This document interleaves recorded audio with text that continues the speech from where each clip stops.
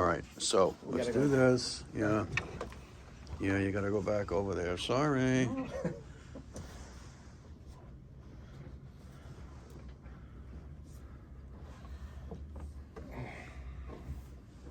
What the fuck? What? Oh, here we go. Good Okay. God's name. All right.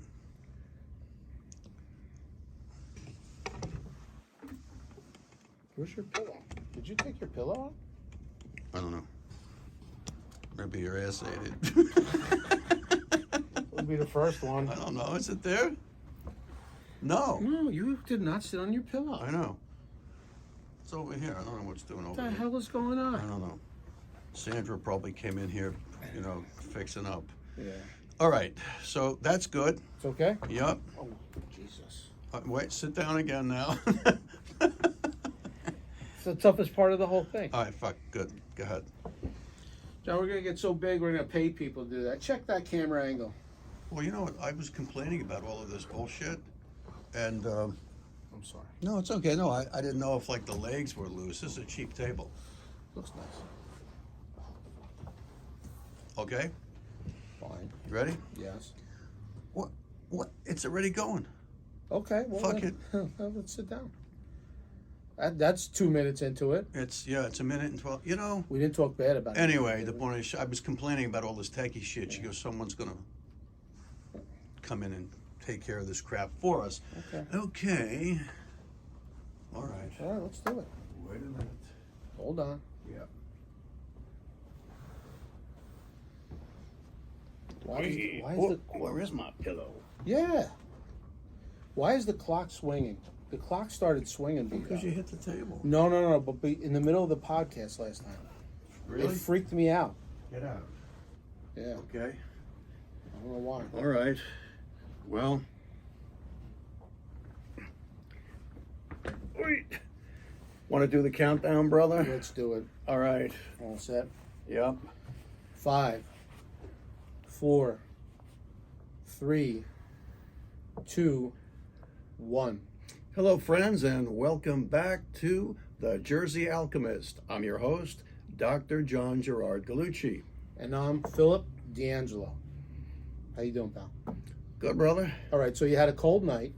The last episode we talked about Yeah. a cold night. Oh, yeah. Well, you told me you also went out to a restaurant that night. Yeah. All right. Local restaurant. I know the owners of all of the local restaurants. Okay. Yeah. And they're generally good people. Okay. Yeah. All right. Did you partake in any beverages, wine or I only drink adult beverages? high grade spring water at dinner. And if you believe that, I've got a bridge and the Garden State Parkway to sell you. Wow, that's Yeah. amazing. What'd you eat for dinner? Well, I am. What's your- Presently, it's a great segue. Presently, I'm on a keto carnivore diet. Yeah, Interesting. I said that, and maybe my daughter, if she's watching this, she'll. My daughter, God bless her, is a vegan, and she's a vegan for all the right reasons for her. But I would say to her, watch out for your quick carbs and your sugars, because the stuff that she eats, I don't mean the wonderful vegan meals that she actually prepares by chopping up fresh vegetables and whatnot, but she's the one that told me that any product with gelatin in it, unless it's a vegan plant-based gelatin, has got glyphosate in it. And glyphosate is just a dastardly chemical that causes cancer. It's not suspected in causing cancer. It causes cancer. And, the trade name, of course, is Monsanto's Roundup. But Monsanto got driven into its own rabbit hole by public outrage. And so its big daddy company, Bayer, which has, Bayer aspirin. Oh, I give my baby Bayer aspirin. Oh, Bayer's such a good company. Really? Their roots are deeply set in Nazi Germany via IG Farben, and they made Cyclone B and a bunch of other horrible biocidal materials So, of course, when Monsanto was given the job of creating some kind of agent to use on plants, wow, Wow. there's a little energy surge here in the studio. I felt that. Wow. Yeah. Well, there is a crematory downstairs, so I think their ovens are just kidding. That was horrible. IG Farben was a dastardly company. It doesn't exist anymore, but it was the parent compound, the parent company for Bayer. And Bayer, of course, saw that Monsanto was getting driven into the ground by public outrage. So what did they do? They bought out Monsanto about 3 years ago or so, maybe 4, for $69 billion with a B dollars. And so now the world's load of glyphosate, because we stupid humans seem to be addicted to glyphosate. No, it's not. It's not an addicting compound. No. But we're just too stupid to accept the fact that the shit that you've been putting in your vegetable garden to kill the weeds is causing your cancer. That's a fact. So Monsanto's out. They went into the rabbit hole and got bought out by Bayer. And how does that work with the gelatin, John? You said your daughter. Yeah. So anything with gelatin. So Phil is going to be the fisherman that reels me in when I just take the line out too far and I forget. We may be. I forget what boat I was on. So this started out by, you went to a restaurant last night and what do you drink? My daughter kind of urged me into a vegan / vegetarian diet for all the right reasons. And I went into it with my heart and my mind. But after 4 months, and this is about me, not anybody out there in podcast land, but it's about me with a vegetable / carb diet. It almost killed me. It almost killed me. My lipids went up, my A1C went up. I felt like shit. My belly was like a beach ball an hour after I ate dinner. What would be a typical vegan meal, dinner? Well, I mean, a typical vegan dinner for me could be carrots and lettuce? Well, no. It doesn't have to be that, that mundane or that Spartan, so to speak. But I would make myself a big sauteed pan full of greens, broccoli rabe, and I would make it with extra virgin olive oil. Don't burn the oil, and I love that anyway. And then I would saute, a container of extra firm tofu, and I would go for the organic tofu. So the broccoli rabe was organic, and the tofu was organic, and the extra virgin olive oil was organic. So I thought, I was doing good. I was gonna save. Like this is gonna save my world. And there's only so many items that you can make for yourself at home that you can find reliably and that they're organic. And then if you go to a restaurant, you can kiss organic off for most restaurants, at least around here in north central New Jersey. So if I was at home, it could be a sauteed veggie with some other source on top of it, and pretty much that was it. Where's your protein source coming from? Tofu. Yeah, the tofu's got a pretty good level of protein. Now, am I an expert in how many grams of protein there are in a serving of tofu? No, it's on the label. You just have to look. Because that might have been why you didn't feel so good, because the body isn't protein like a foundation, a building block? Of course, yeah. So can you have too much protein in your diet? Oh, absolutely. Really? Yeah. And but even that may be changing. A lot of the things that we eat and drink now are suspect for having fallen prey to fictitious data, to biochemical and medical research that showed that maybe item A wasn't good for you, so avoid it. I mean, for years, eggs were vilified. Eggs will stop your coronary arteries. Eggs will give you a stroke. Same thing with beef. Well, guess what? All of a sudden now, there's a string of very well-educated people. A lot of them are physicians, for what that's worth. That doesn't mean they're smart. They're just physicians. They're on YouTube extolling the virtues of a carnivore/keto diet, and that their lipid profile normalized. They lost 60, 70, 100 pounds on a carnivore diet. The point is that when I was doing my vegan vegetarian thing, I was miserable, and it had nothing to do with, fork to mouth.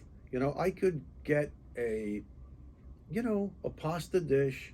Look, I love greens on pasta, cut up sauteed tomatoes and broccoli rabe, or sun-dried tomatoes over linguine or something like that. So I had enough cooking savvy. I'm kind of a home cook. I never went to chef school, but I could do all this and be okay fork to mouth.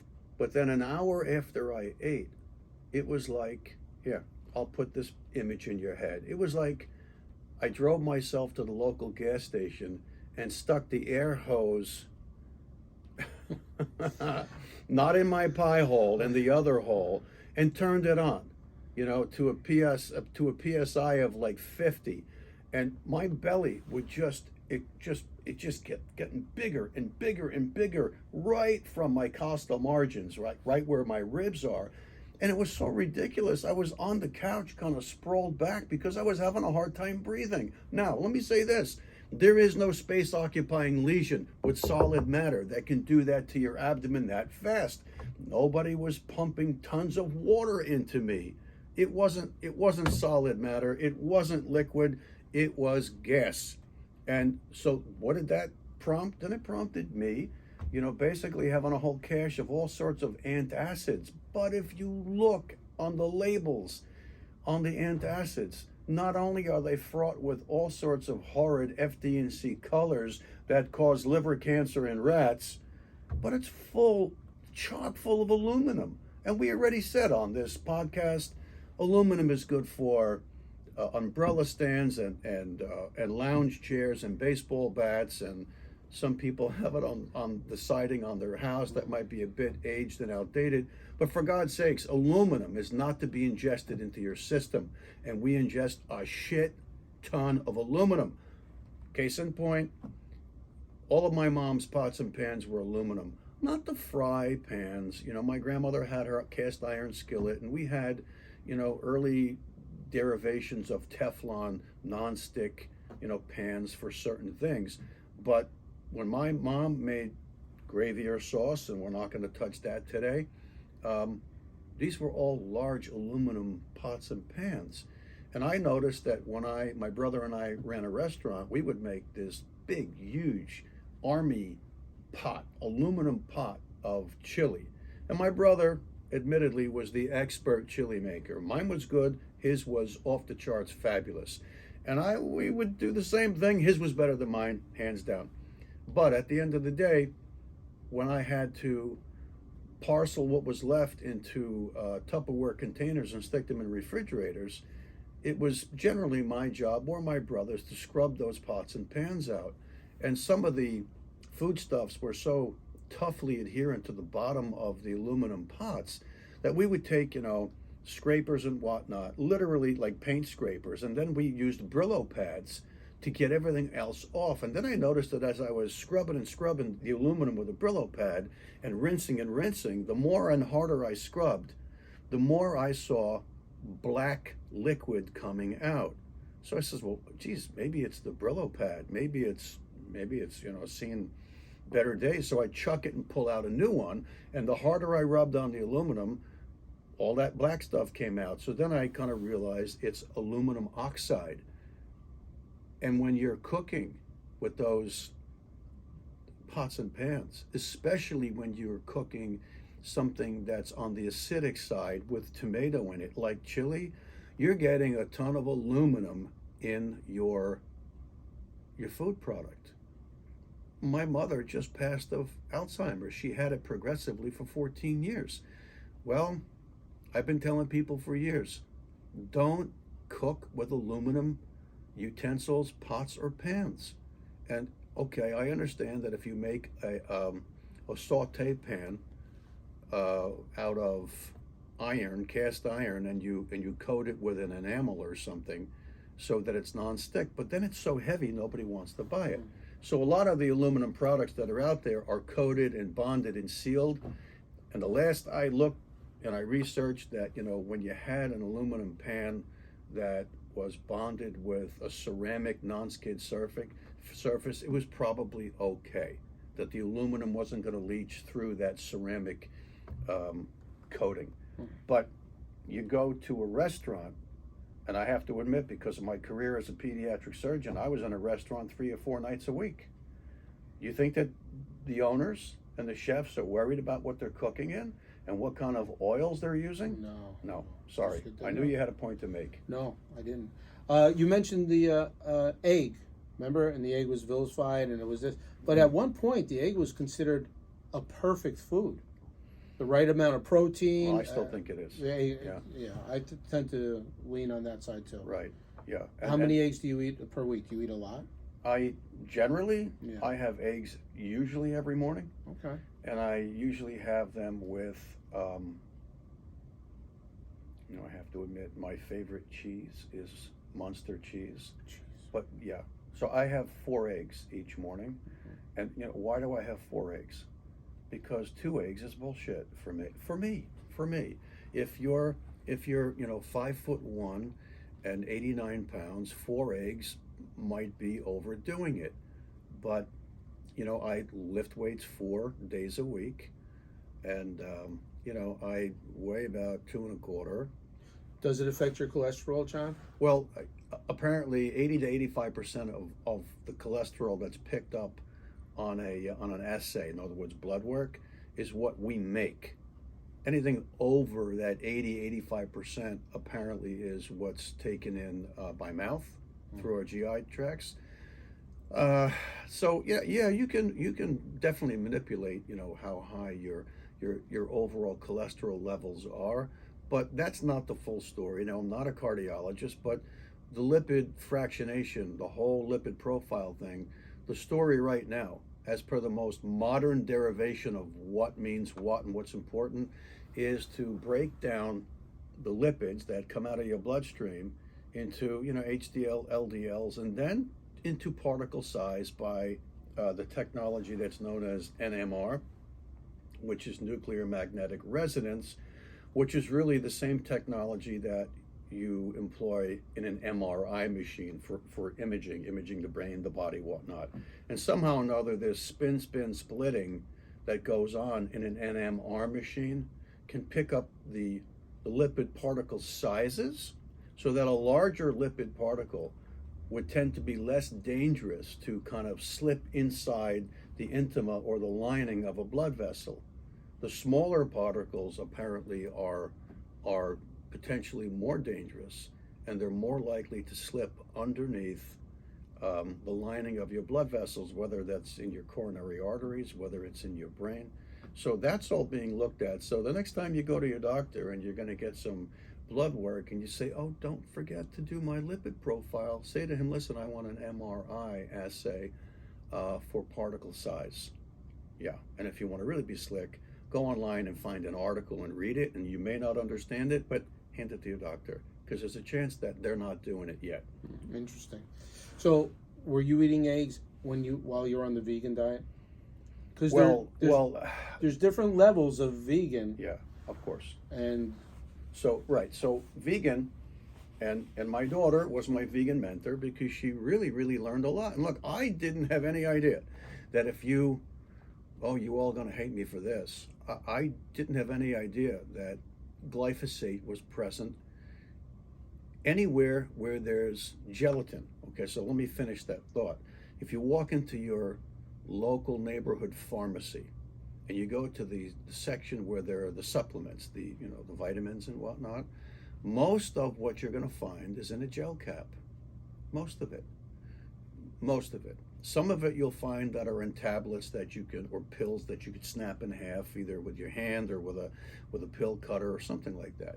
But the industry seems to be just in love with, you know, the supplement pharmaceutical industry helps out the farmers. How so? Well, because they buy all of the body parts of the cows and pigs. So in my research, it's never been chickens and goats. It's been porcine, pig, and bovine, cow body parts that they have no use for. They don't have a use for the hooves, other parts, the cartilage, the tendons. So what they do is they collect all that from the slaughterhouses and they put them in big, big vats, and they boil and boil and boil and boil these items that they can't really sell on the open market. And up to the top floats a proteinaceous fluff gel, and that gets skimmed. Big Pharma buys that and they do whatever they're going to do to purify it, but they really don't purify it, because the glyphosate that's in the cull crops that are being sold by the vegetable producers to the cattle farmers and the pig farmers, the animals eat those crops and they're soaked in glyphosate just like the shit that we buy at the local supermarket. And where do the pesticides kind of concentrate and agglomerate?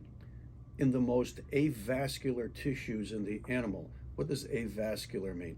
Avascular just means in the areas where the tissue has a relatively slow blood flow, like your fingernails, parts of your skin, not underneath, not the fat underneath, joint capsules, cartilage, tendons.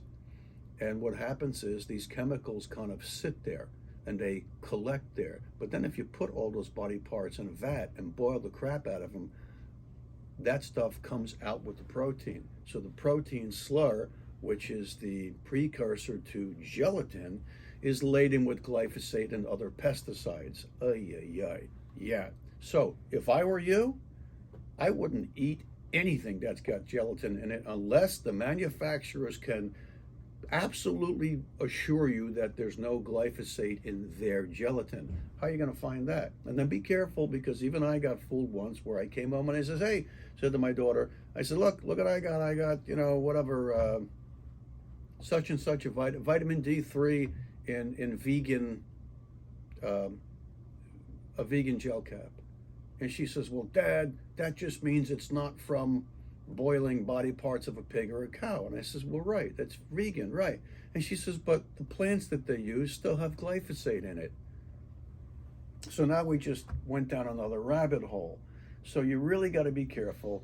I promise you, glyphosate's not your friend. This is a tangent from where we started with drinks in a restaurant, but if supplements are going to poison your ass and you're not aware of it, the restaurants are going to do that too, because they're not aware of what they're purveying. No, I don't think any restaurants really, unless they have a healthy, that's how they started it, a healthy choice. Salad. A healthy salad or a healthy choice.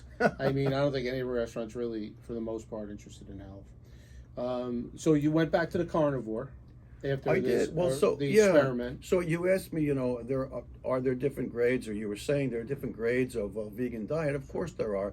But if you are going to call, a diet or a lifestyle vegan, you're excluding every product from an entity that was, I want to say, they used to say, don't eat anything that had a mother or a face. Okay. Well, that includes things like shrimp, even though shrimps have an ugly face, right? So don't eat anything that's an animal product, and that includes eggs and cheese. And you might say, well, wait a minute, you're not killing the animal to use the egg. Well, now the vegan world goes beyond that whole issue of don't eat something, that came from killing an animal, to the humanity behind how they're treating the animals. And I buy into that. I'm all about that.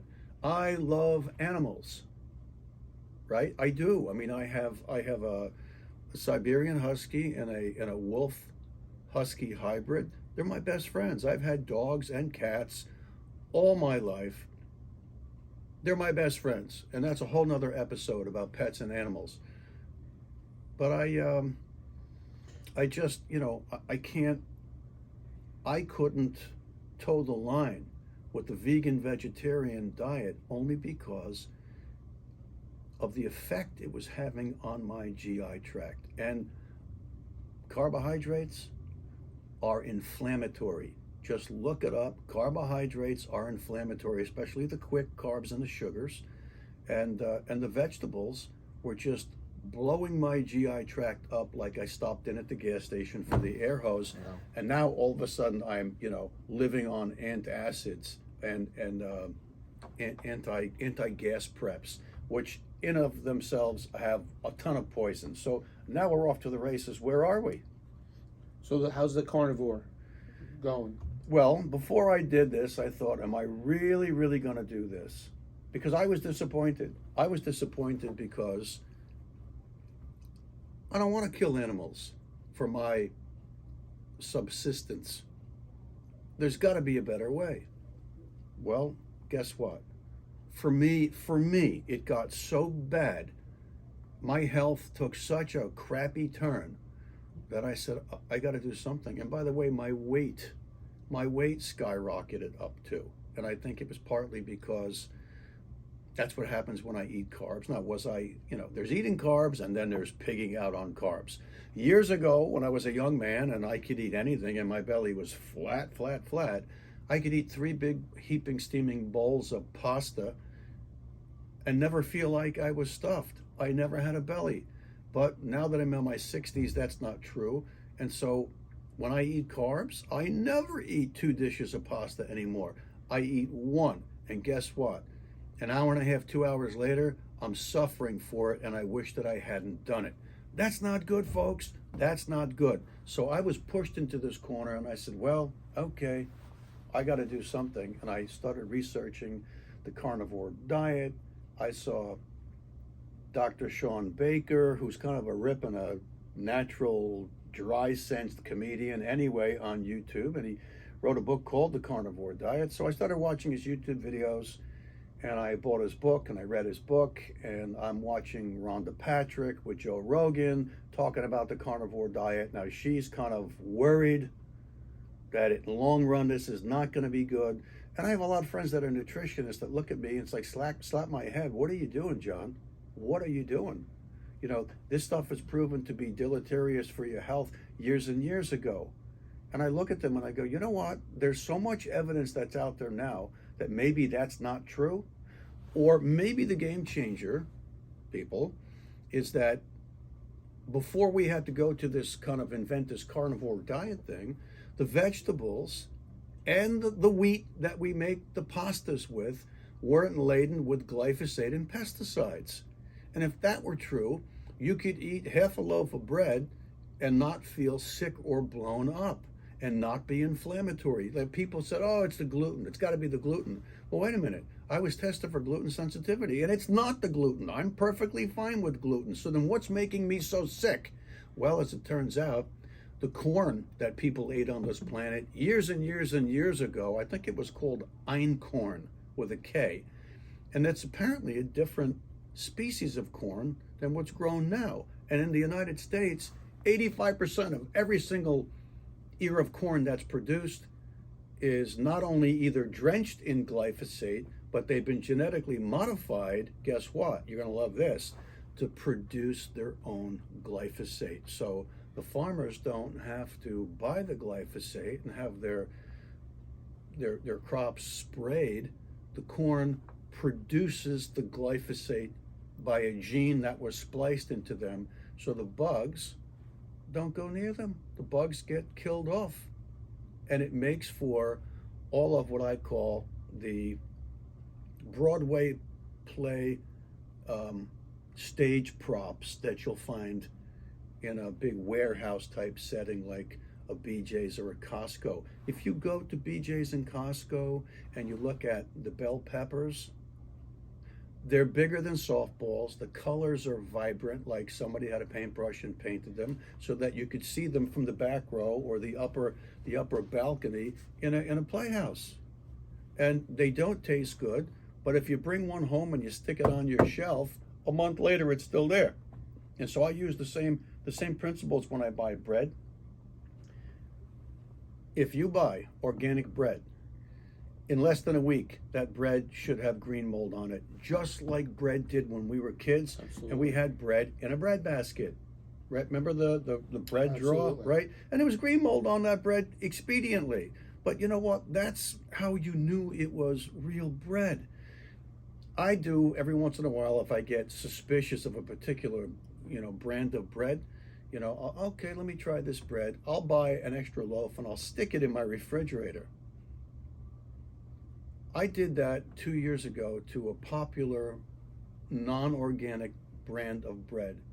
And 3 months later, I pulled that bread out and opened up the bag, and there was no mold, no mildew.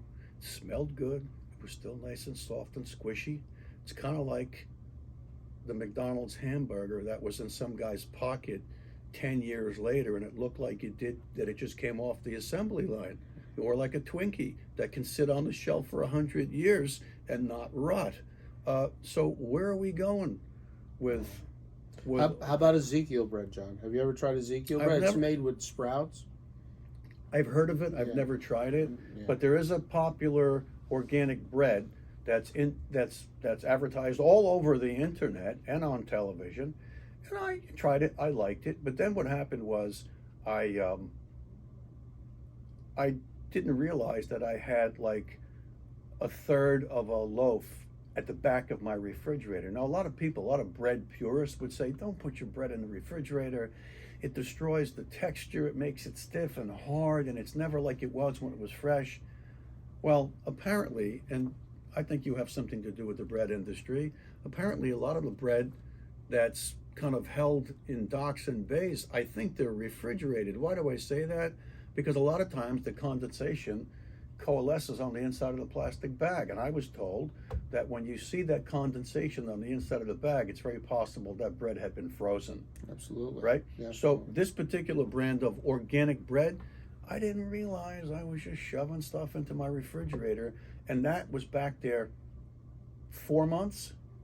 And I thought, hey, this is going right in the garbage. I wouldn't even feed this to the birds. So I pulled it out and I said, you know what? I'm the guy that did all those little home refrigerator tests with different brands of bread. Let me see. This bag must be full of mold. Organic bread. Open up the bag, expecting a plume of green fuzz to come out. Nothing. It smelled terrific. It still was nice and soft and spongy, not one speck of green mold, which left me thinking, okay, it's organic.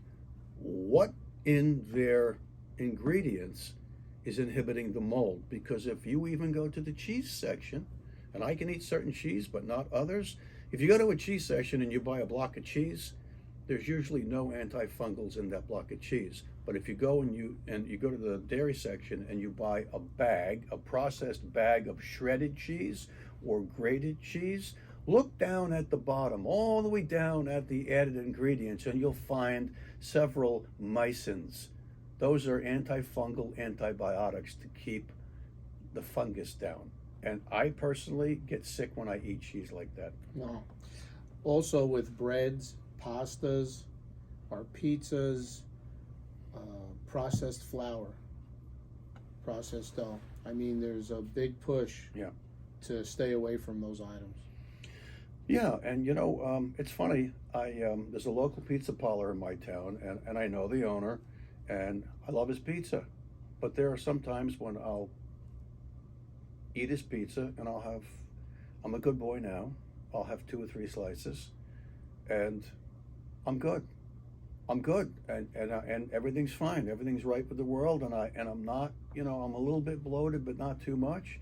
And then there are other times I'll walk in and I'll either eat the pizza there or take it out, and take it home, and I'll have 2 or 3 slices. And within an hour or two, I am doubled over in pain. Now,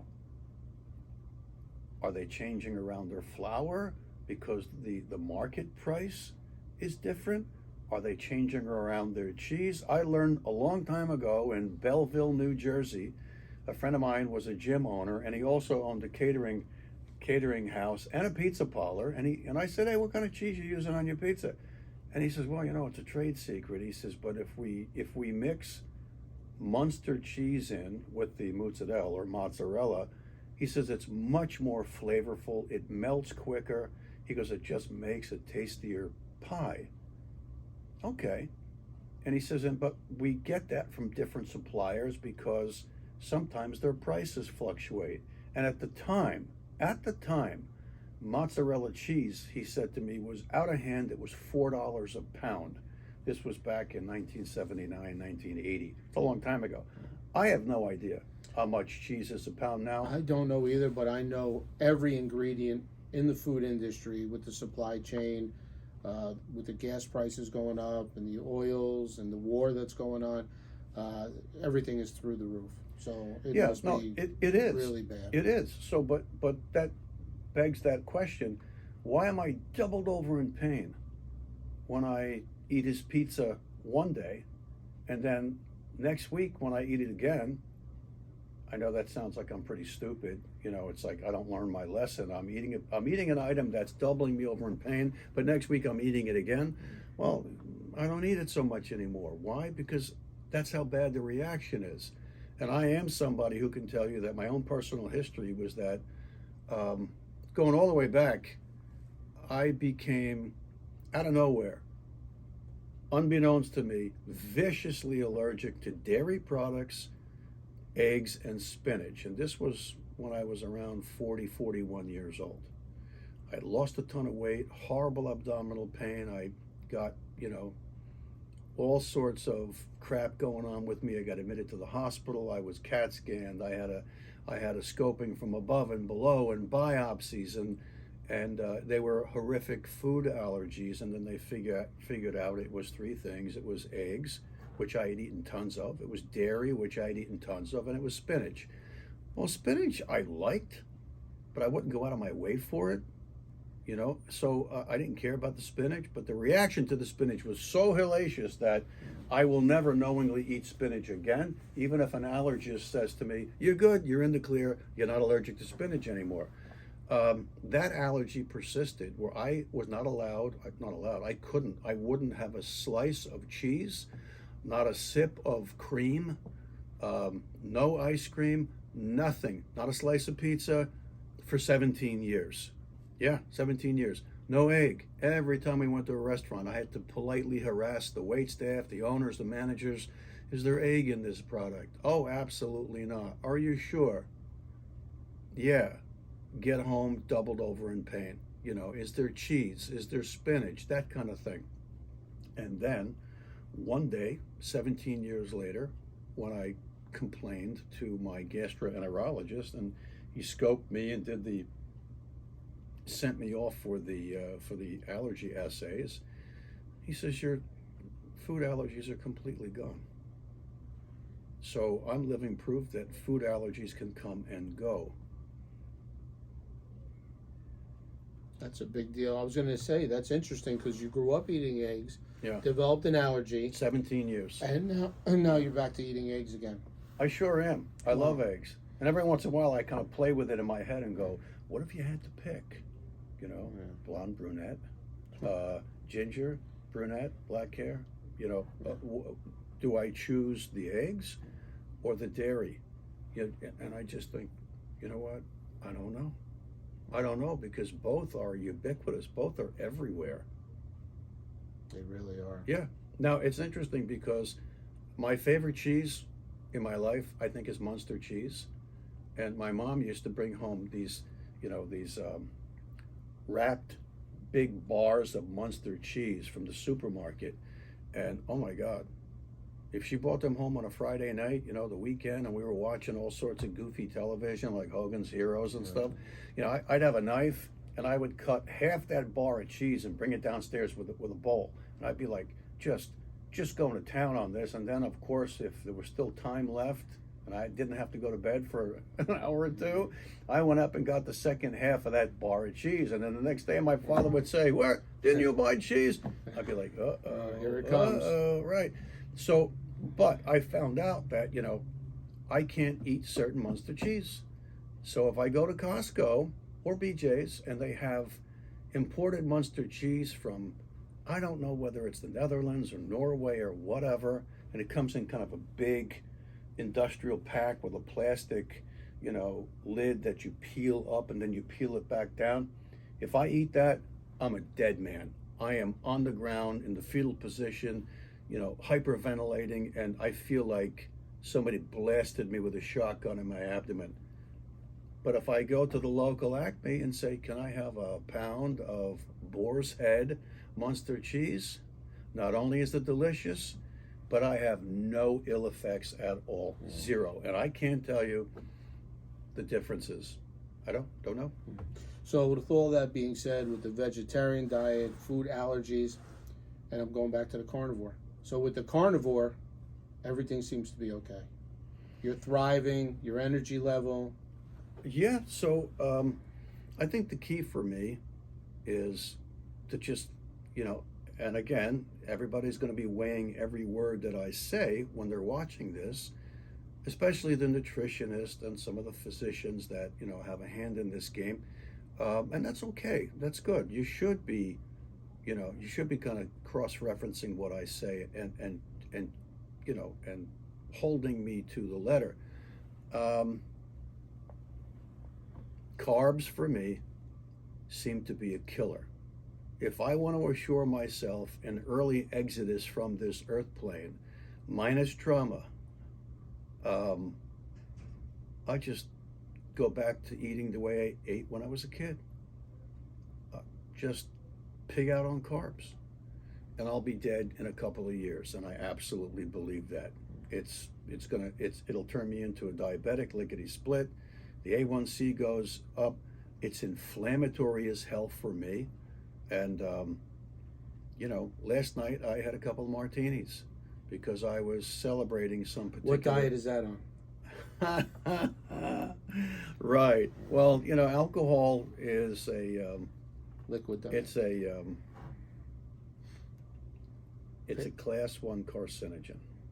That should be its own episode about alcohol and about things that cause cancer. But alcohol causes cancer. And all of us that partake and imbibe in some alcoholic product one way or another, whether we have a fine beak for red wines around the world, French reds, Italian reds, Argentinian reds, it doesn't matter where it's from. It's still got alcohol in it. And if it's a white wine, it's still got alcohol in it.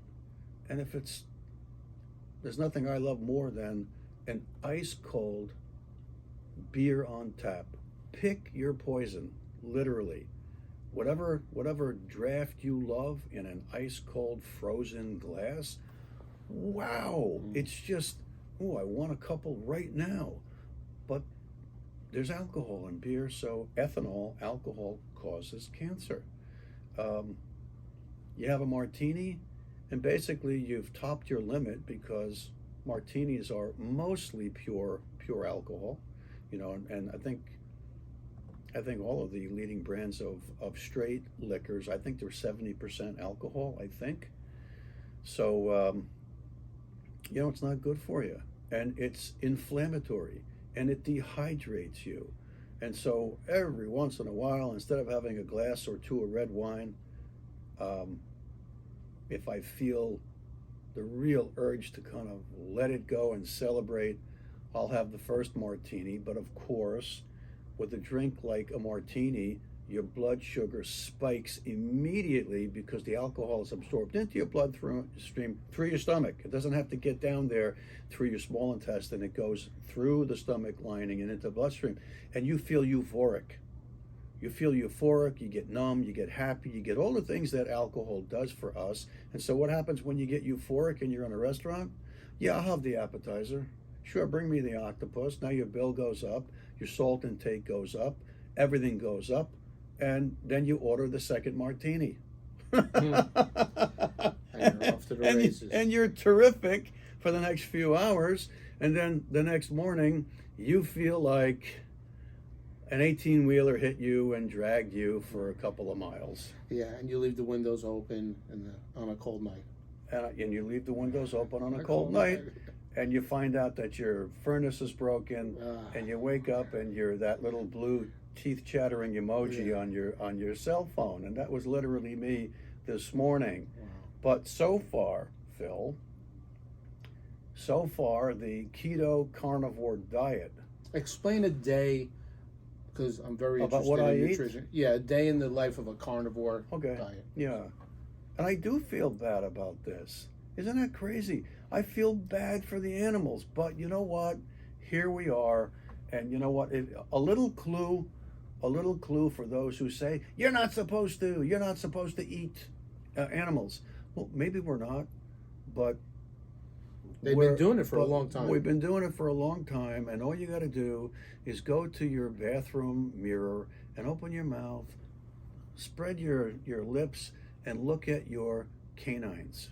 Now, we don't have the same canines as a bear or a lion or a dog or a wolf, but we have canines, and canines are meant for ripping and tearing flesh.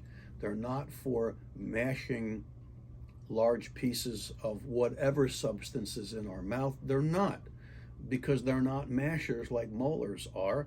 They're pointy, nasty, pointy, sharp teeth, and they're given to us so that we can exercise our free will. So it doesn't mean that we have to eat meat. It just means that we come equipped, batteries included, with humanity. So we are given the attributes of an omnivore, which means we have the potential to eat anything we choose. Apparently, Brontosaurus were big plant eaters, and we can all see that famous shot of the Brontosaurus way with their heads up in the trees or grabbing bushes, or they used to stick their snouts down into a river and pull up all sorts of river plant life, and the plants were hanging out of their mouths and they're chewing like camels because they weren't ripping flesh like the tigers were, or the raptors were, or the Tyrannosaurus were. So a typical day for me is I tend not to eat meat for breakfast. I mean, like a hamburger. And when I say a hamburger, we're talking, senza bread. That means no bread. You're not eating a bun, because bread screws the pooch. No kidding. So if you're going to eat a hamburger for breakfast, I put a little rub on it, and I have a love affair with rubs now, because wow, it just blows up the taste. And I get a broad-based, broad-leafed lettuce from the store, like a head of lettuce, and I make sure they're kind of big. And I'll put 2 or 3 pieces of that outer broad lettuce leaf on my plate. The hamburger goes on, maybe a slice of tomato. The hamburger goes on there. I love pickles on a hamburger, so I'll put some pickles on that, and another couple of pieces of lettuce, and I'm off the races with just a fabulous hamburger. And where it makes a difference is go to a local market where they have really high quality ground beef. So there's a fresh market by my friend Mike's house. It's in I think Bedminster, New Jersey, and their chopped meat is crazy awesome good. It really is, and it's like 90-10 mix. I don't need all that fat, although lots of people that are proponents of the carnivore diet would say, you want the fat. You want the fat, eat the fat, because your body's burning the fat, and the fat's being converted to free fatty acids, and then it's feeding your heart and your brain. By the way, I was told a long time ago that the heart and the brain, particularly those two organs in the human body, work better, are fueled better, and prefer to run on free fatty acids, which are the breakdowns of fats, as opposed to carbohydrates. So a typical day would be usually 4 eggs for me, cooked in organic grass-fed butter and a little organic extra virgin olive oil. And I like them once over lightly. No bread, no bread, because I can go to town with bread sopping up the yolk. That's a no-no. You're screwing the pooch again on the keto carnivore diet. So I'll have that, and maybe I'll put a couple of slices to give it a little bit more sticking power. I'll put a couple of slices of Munster cheese, melt it over that, and I'm good to go. I usually have a cup of coffee. Sometimes it's black, sometimes it's with half and half, and I use stevia. I don't use sugar. And sometimes I just tough it out and don't use any sweetener at all. After a breakfast like that, I am generally not looking for lunch. I'm not.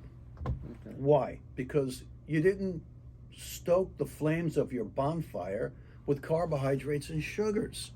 And that's the setup that everybody needs to know about. If you stop and have toast, I don't care if there's avocado on the toast or whatever on the toast, but if you have toast or a bagel, you just primed your pump and you kicked off your insulin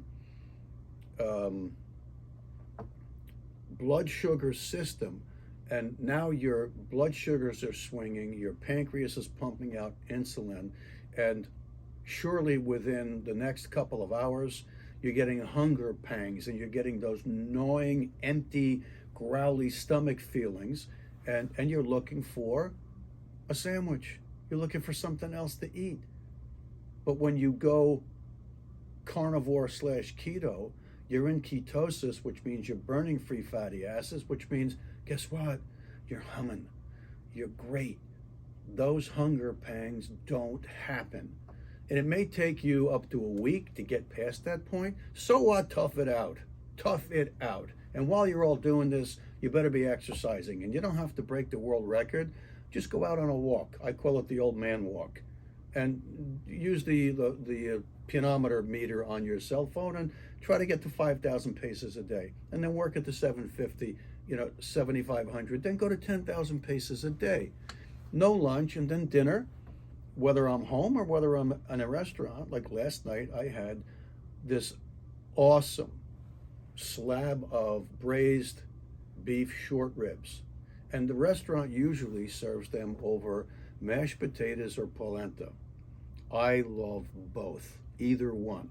Except I said to the waiters, and I know them all, I said, no. I says, don't bring the basket of bread. We're not doing the bread. Nope.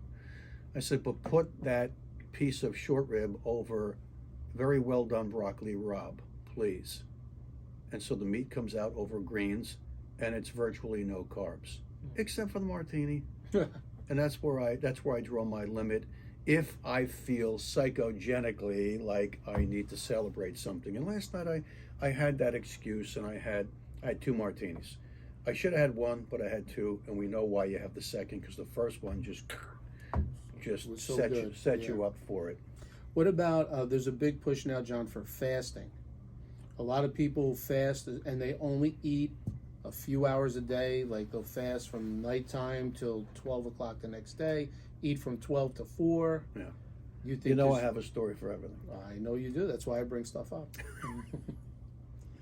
So, okay, fasting? Yes. All right. Now, I don't purport to be an expert in fasting. Like I said before, and I'll hope to remember that I'm going to write myself a little Q sign, Every episode I'm going to give you a disclaimer that when I'm an expert in something, I'll let you know. I'm an expert in a bunch of things. Most of those things are pediatric surgically related. I would be an expert. I've been doing it for decades. But we're not talking about pediatric surgery. We're talking about diets. We're talking about nutrition, vegan nutrition, and now fasting. And fasting. Well, I have a tendency to retain my poundage in my midsection. I don't get it elsewhere. I wish I did, but I don't. That's where I get mine. Everybody's a little bit different. My grandfather was this way, my father was this way, my brother was this way, and I guess after all I made it into my 50s and I escaped it. And I thought, ooh, am I gonna somehow or another get by this curse, this Galucci curse that, that comes a point where It's not just the Galucci's. well, for me, it was like those are the people that I was staring at all of my younger life, and I hit my mid-50s with no gut, and all of a sudden, boom, I think it was 55 or 56. There it is, and I said, I ain't doing this. I'm not playing this game. No, no, no, no, no. So I said, okay. I researched it, and I said, fasting seems to be a good idea. So I said, okay, let's start off with a 12-hour fast. But then I realized the 12-hour fast was a complete joke. Now, why do I say that? Because all you really had to do to achieve a 12-hour fast was to not snack after dinner. And if you don't snack after dinner and you finish eating dinner around 6 o'clock, 6:30 at night, and I know that's massively variable depending on what you do for a living, but if you finish eating dinner at 6:30 and you do some homework or whatever you're doing, or you're walking at the mall because it's the winter, or you're walking in a park because it's the summer, and you come home, don't eat after like 7:30, 8 o'clock at night. Don't eat, especially not 9:30, 10:30, 11 o'clock at night. So you go to sleep and your alarm goes off at 6 o'clock, and all you got to do is wait 30 minutes and you've done a 12-hour fast. What do you do if the gremlins are calling you? Coffee cake. Well, coffee cake. Oh, what shit. do you do? Coffee cake. Well, ice cream. Well, that's an interesting story. If you're not fasting and you can't, I know a lot of people who come up to me and go, "Hey, doc, what's wrong with me? I don't know what. I can't sleep at night." Well, you and the rest of the world can't sleep. You and the rest of the Western world can't sleep at night. Tell me about it. Well, if a certain amount of time goes by after I ate and I'm up watching TV, then I'm starved. And then my stomach is growling, and no matter how hard I try, I'm staring at the ceiling, biting my fingers because I'm starved. So I go downstairs and I take something out of the refrigerator, or I open up the peanut butter jar and I go to town. Then I can get to sleep. Well, I think part of what's happening is that most of us are on that blood sugar insulin circle jerk, right? That's exactly what happens when you start the day with sugar. A good friend of mine, she said to me, "Oh, before you come over we have a Reiki center, give me a coffee. Give me a medium Dunkin' Donut hot coffee with cream and 7 sugars." And I would say, that's a number. Huh? That's a what? That's a milkshake. 7 sugars? Are you? Yeah. Why? What's the matter? And at the time, she was also a smoker, and I'm thinking, well, there's a recipe for early exodus. 7 sugars and cigarettes. Like, why don't you just have Coca-Cola for breakfast? I mean, and to be honest, I had a friend that used to eat cornflakes with sugar all over the top of the cornflakes and black coffee poured over the cornflakes. No names named, but I thought that was a pretty ugly way to start the day. But if you kick off that circle jerk by spiking your blood sugar with the bagel or the toast, I don't care again if it's avocados on the toast or organic grass-fed butter or not, you're going to spike your blood sugar, and your pancreas responds by pouring out insulin, and the insulin gets your blood sugars to be driven into these cells, and generally it's being stored as either glycogen in your liver or fat. So your fat cells are getting larger and larger and larger, and now all of a sudden your blood sugar plummets a certain time after you eat your carbs. This happened every day to me in high school.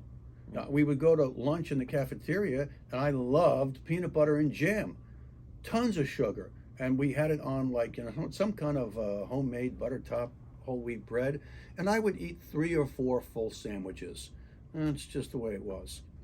One sandwich wasn't going to hold me. It was 3 or 4 sandwiches, and then an hour later, I'm like, I couldn't even walk up the steps to get to, whatever class I had next. And then you expect me to be paying attention in class? No, I was sleeping with my eyes open. And a lot of kids go through that. So fasting, you're not a big So fan of. so the fasting takes you out of that blood sugar insulin circle jerk as long as you're not pounding the carbs, right? Mm-hmm. And you can fast and be on an omnivore diet, which means you can eat everything, right? But you got to be careful of the carbs. So here's what happened to me. After I started to realize that a 12-hour fast was a complete joke and that there probably was very little benefit for me because I was just crazy, type A, high pressured, high speed, high rev, pediatric surgeon, go, go, go, go, go, go, go, go, go. And I really wasn't getting good sleep. And that's another story for another episode. Then I said, you know what? I need to really nail this thing and really get rid of what gut I have on me now.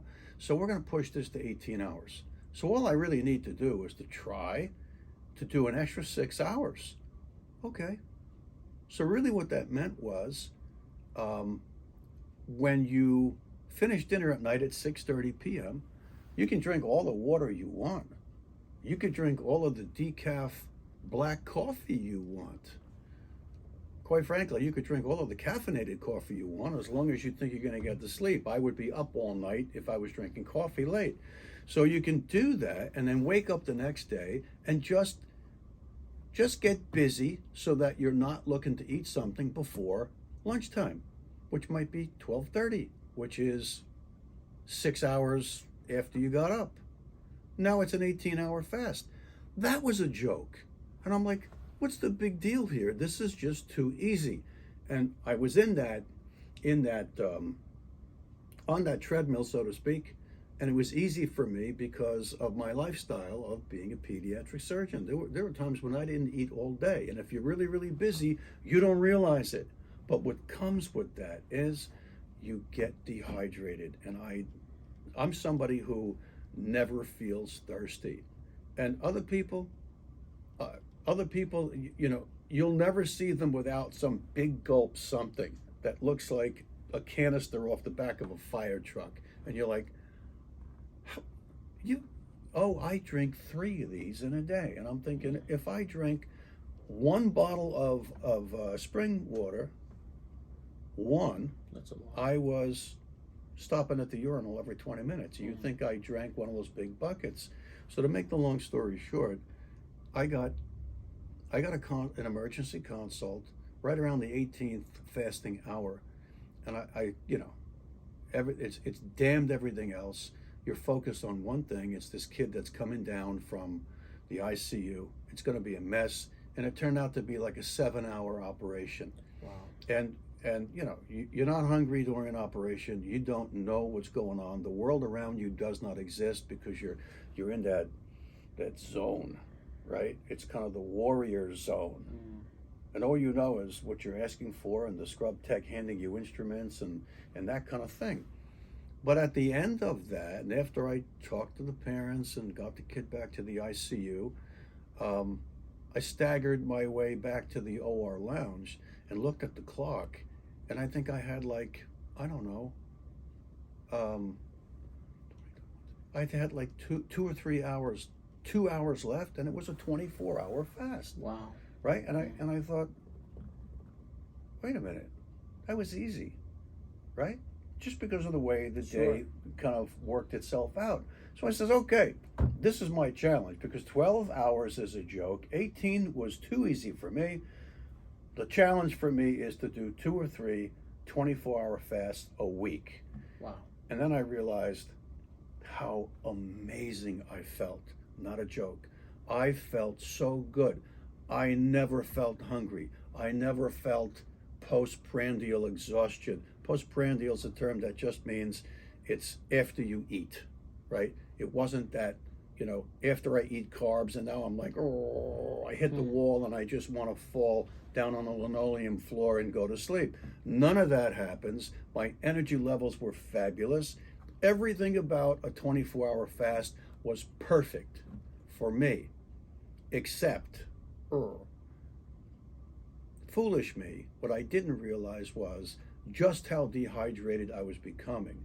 So what does chronic dehydration and stress do? Well, cortisol is a stress hormone that's made in your system, and it comes out, and it has certain deleterious effects on you and your system and your GI tract.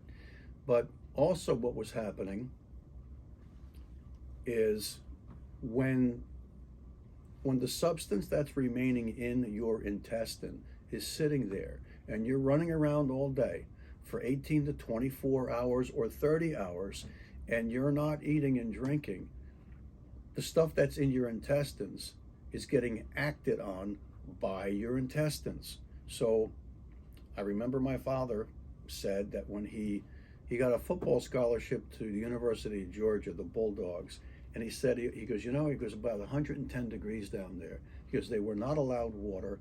He goes, and the thing that all of them noticed at the end of the day, at least in the whole cycle of things, that when they went to the bathroom to defecate, to poop, almost nothing came out because their bodies were hanging on to every little bit of substance that they can use because they were getting savagely worked on a football field in 110 degree temperatures. So the same thing happens to you if you work in an air-conditioned office building, if you're a pediatric surgeon running around like a nut and really not aware of the time. You're getting dehydrated, and you're not eating the same mass or aliquot of food that you used to.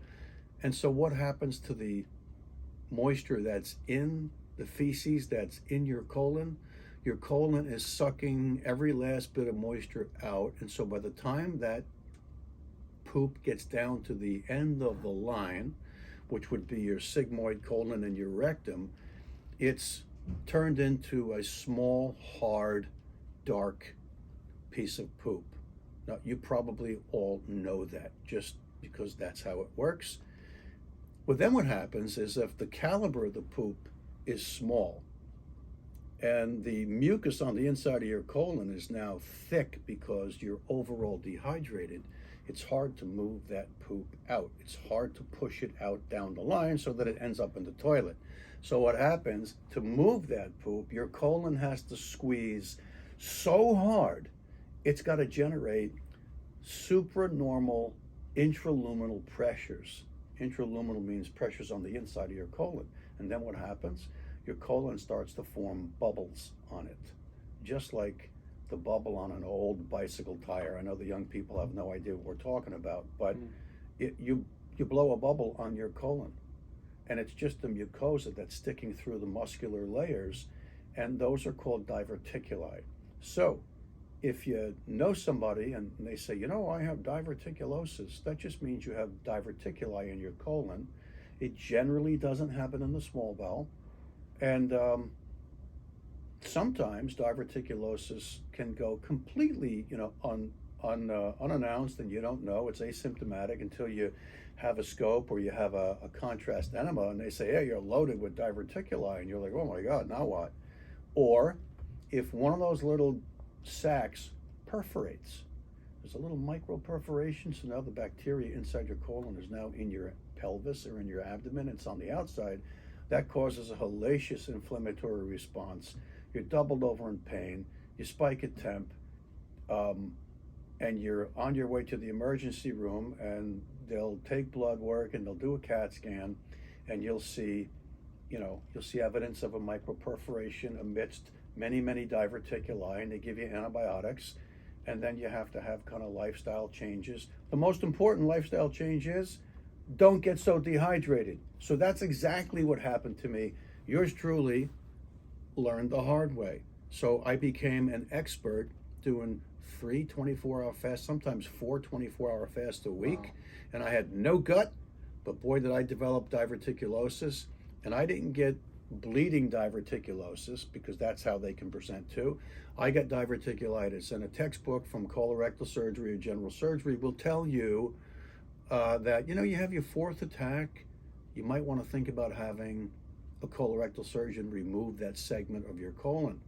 Well, things were going just peachy keen after my 4th attack, but then I had a whopper 5th attack, and I ended up in the operating room, and I had a robotic sigmoid colectomy, and it all went well it didn't have to go well. The surgeon's a friend of mine. He's terrific. And as a matter of fact, two friends of mine worked on me at once because it was that difficult a case, because it was my fifth attack, which meant they ran into tons of adhesions way low down. And they, God forbid, they, thank you, Jesus, they kept me from having a colostomy. But that's what can happen if you let yourself run chronically dehydrated and you fast. Fasting is great for most people. I would say intermittent fasting is probably safer for someone like me because I constantly run dehydrated. When I got up from bed this morning, other than freezing like I told you I did because my furnace was broken and the window was open and it's cold out, the last thing I want to do is crack a bottle of water and gobble that down. It makes me want to vomit. I'm just one of those people. So what do? I buy myself a cup of coffee. And what does coffee do? Coffee dehydrates you even more. It's a diuretic. Caffeine. Wow, John, what a great episode. Great information. Yeah. You know, we traveled along a lot of roads there. We did. As usual. I hope I didn't miss too many of your questions because I take that bait and I run it all the way out. As usual, you were spot on. So. Well, just doing my best there, Cappy. All right. Okay, so we can take a breather? Absolutely. It's a wrap for today? Absolutely. Let's get ready for tomorrow's. Okay, friends. See you next time at the Jersey Alchemist. Great job, John. Thank you. Peace. Oh. Ate them or something. That's sturdy. Oh. I heard the cracks there. I know. Knees. Oosh.